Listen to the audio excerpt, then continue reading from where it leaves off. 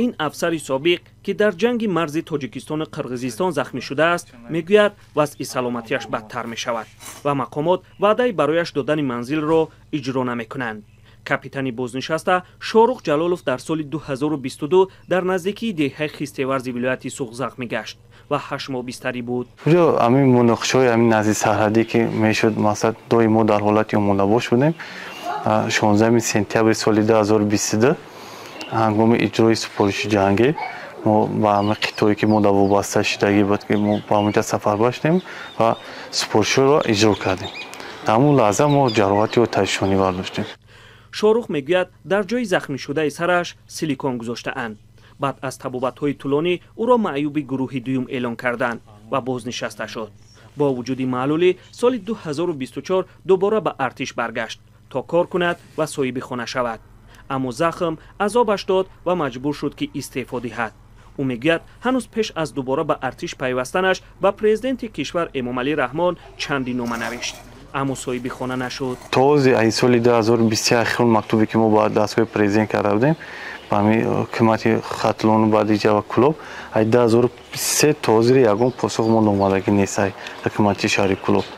برای گرفتن پاسخ چندین بار به در شهردار کلوب رفته است. میگوید او را یکی از معاونان شهردار قبول کرد و همراهش صحبت نمود. وعده دادند که کمکش میکنند. حالا خواهش خانواده و مادرش هم همین است که شاروق صاحب خانه خود باشد. وی با 2 فرزندش در خانه مادرش زندگی میکند. 1000 متشکرانم قواسته با در روی خانه با تیوق پر میگرده و شکرانه میکنم. خیلی میگم نمی اویلم وزمینه در خانه 3 تا کلین دارم هر کمی 3 گودکی شکرانش نمیخواد جاق وقت نمیوردارم. میگم این بچه من صاحب یک خانه کنه که با خودش بره و زندگی کنه.